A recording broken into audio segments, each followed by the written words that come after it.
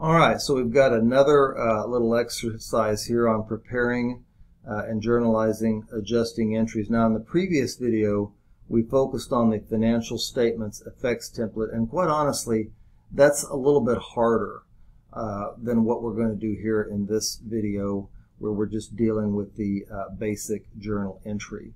Now, notice we have the exact same scenario. If you've seen the other video, have the exact same scenario. None of the numbers have changed whatsoever, right? But it looks different down here because we're going to make journal entries. Well, we don't have dates, but what we do have is we have some journal entry explanations, and these are very, very valuable. I encourage you in your classes, even if you're not required, assuming that you're taking like a face-to-face class and you're just watching this video, I would encourage you to use journal entry explanations, because they're a really good way to double check. Hey, does this journal entry explanation describe the journal entry, and does it describe the scenario of what's going on, right? So let's see here what we have, and we'll go ahead and get started. Here's our scenario, and these are adjusting entries that we're making on a monthly basis. Okay, on a monthly basis. So the first item that we have here is unrecorded depreciation on equipment is $610. Now remember, whenever we're doing a journal entry, we will always have at least one income statement account and one balance sheet account impact. And there's a little bit of that's not completely true, because we could have an entry with that involves dividends, and dividends is not an income statement nor a balance sheet account. It's a little bit closer to a balance sheet account, but it's not. But so just keep that in mind. So when we do these, in all 6 of our examples, we're going to have to deal with a balance sheet and an income statement account. All right. So without further ado, let's go ahead and get going. Unrecorded depreciation on equipment, $610. All right. So we're going to start with the debit amount, and that is going to be an expense account. And we're going to call that, we're going to call it what it is. It's depreciation expense for $610. The other side of that, so this depreciation expense is our income statement account. Our balance sheet account is actually a contra asset account called accumulated, I'm going to have to probably abbreviate here, accumulated depreciation, and then we would actually specify that it is for equipment. And that has a credit balance.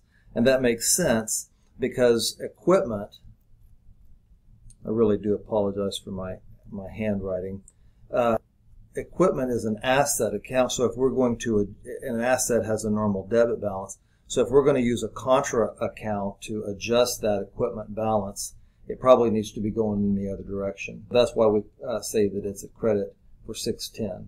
Plus, expenses always have a debit balance.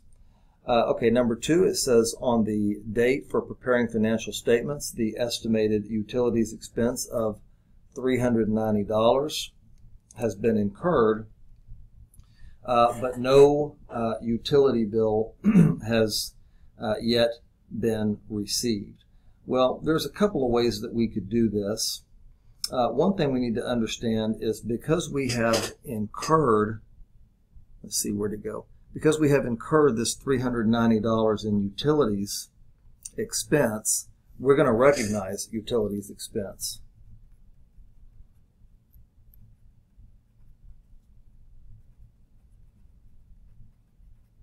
And we're going to do so for $390.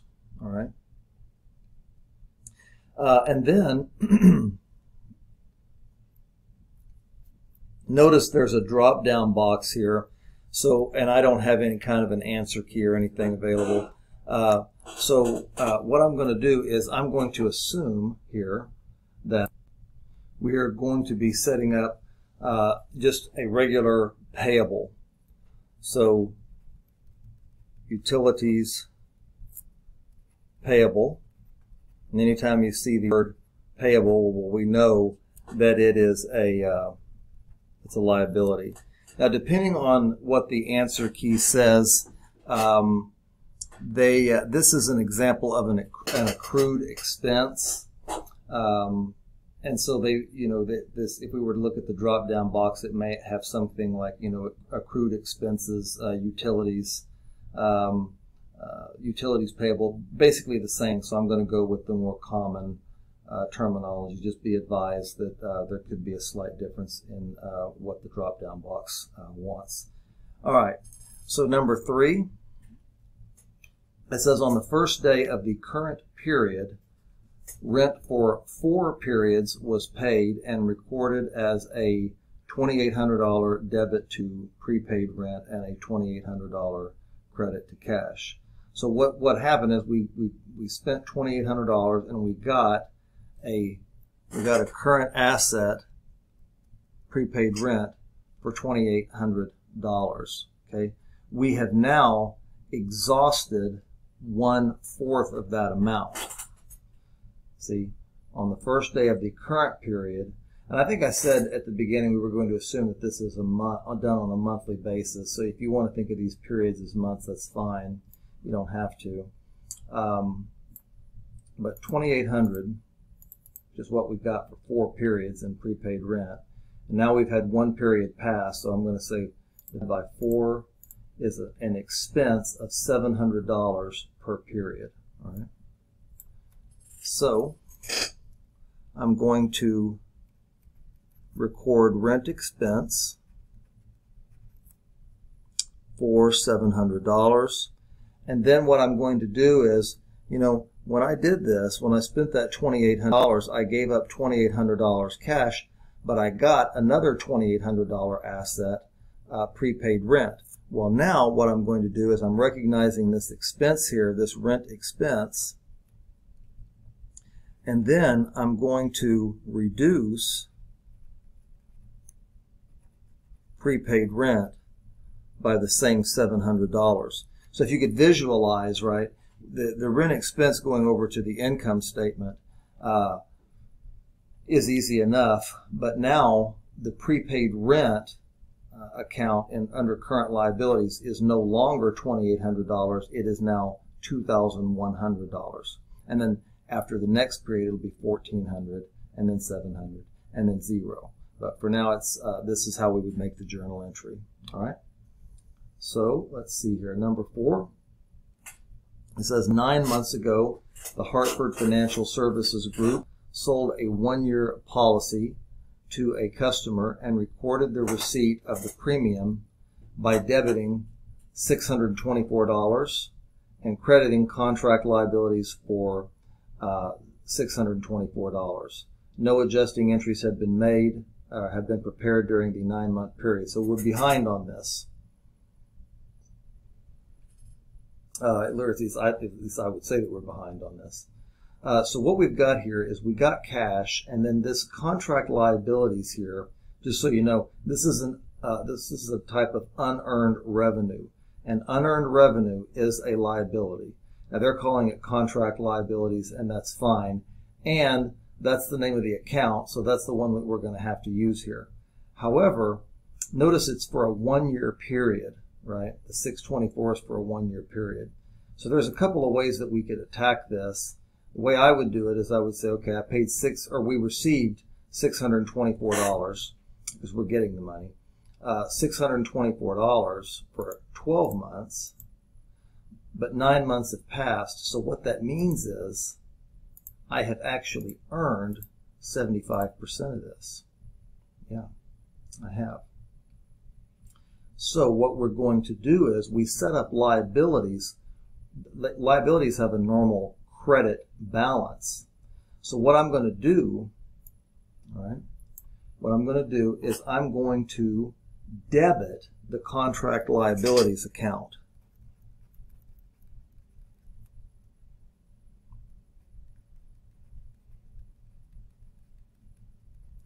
But not for 624, for $468. That's the amount that we calculated. All right. And then, let's see now, what did they do? Let's see here. Receipt of premium. Okay. And then so they just probably call this something just like plain revenue, I would guess.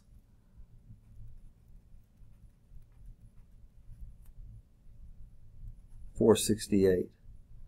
So our liability went down on the balance sheet and our revenue went up by $468 because we've now earned that revenue, right?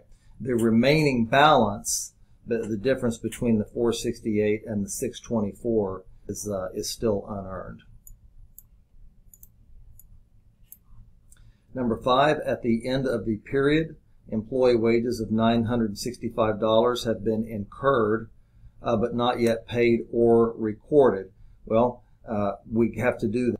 So if the wages have been earned by the employees, we have incurred a liability, and at that point we can recognize an expense. So all we have to do for number 5 is just record the expense for $965, and we're going to set up a liability account, because unlike in some of our other examples, they didn't just pay them on the spot. So this is more akin to what happens in the real world. We recognize the expense, set up a liability, then a week, 2 weeks passes, and the employee gets paid. All right. All right. And then finally, number 6, it says at the end of the period, $300 of interest income has been earned, but not yet received or recorded. All right. So we've earned this income, so we can go ahead and we can record it, as revenue. Probably as regular revenue, but we can still record it. But we don't have the $300 yet. So what we're going to do is we're going to set up an asset account called interest receivable. Okay. And that's what it would be. Now, again, there's a drop-down box here. If you were doing this in actual software, they might just call it, an account receivable. I'm giving you the more specific terminology. All right. And then we would go ahead and recognize the interest revenue. And notice that here, unlike what I did up here where I just put revenue, I'm specifying interest revenue here. And that's because interest revenue is not a normal part of our business, most likely. So interest revenue is generally located down at the bottom of the income statement. So we want to make that specification so that whenever our income statement ultimately is printed off or viewed, these regular types of revenue go up at the top, and then these kind of peripheral revenue, such as interest revenue, goes down at the bottom. And we don't have to know that to get through this exercise, but it is good information to consider. All right, that's this exercise.